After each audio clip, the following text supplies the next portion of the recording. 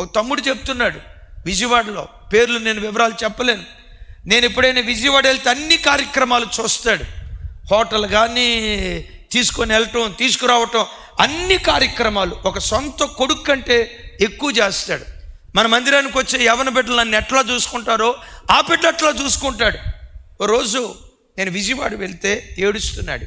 అన్నయ్య, మీరేమో తల్లిదండ్రులను ప్రేమించమంటారు, తల్లిదండ్రులను గౌరవించమంటారు. ఆ మాట విన్నప్పుడల్లా నాకు గుణపంలాగా పొడుచుకుంటుంది అన్నయ్య.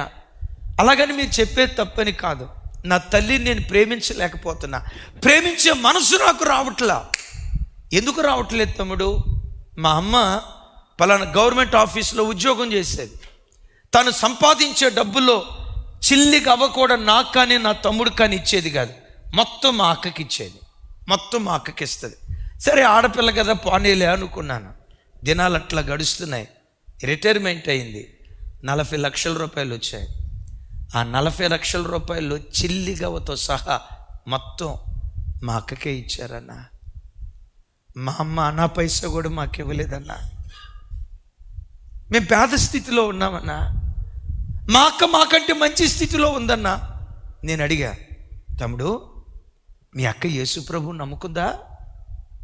మీ అమ్మ యేసు ప్రభువుని నమ్ముకుందా అంటే ఏమన్నాడు తెలుసా? అన్నయ్య, మాకంటే ముందుగా రక్షించబడింది మా అక్కేనన్నయ్య, మా అక్కను బట్టి మేము అందరం రక్షించబడ్డామన్నయ్య. రక్షించబడిందా? మందిరానికి వెళ్తారా? దీన్ని ఏమంటారో తెలుసా? దోచుకోవటం. తల్లి రిటైర్మెంట్ వచ్చినప్పుడు వచ్చిన ఆ 40 లక్షల రూపాయలు 3 పిల్లలకి 3 భాగాలు ఇవ్వటం న్యాయం.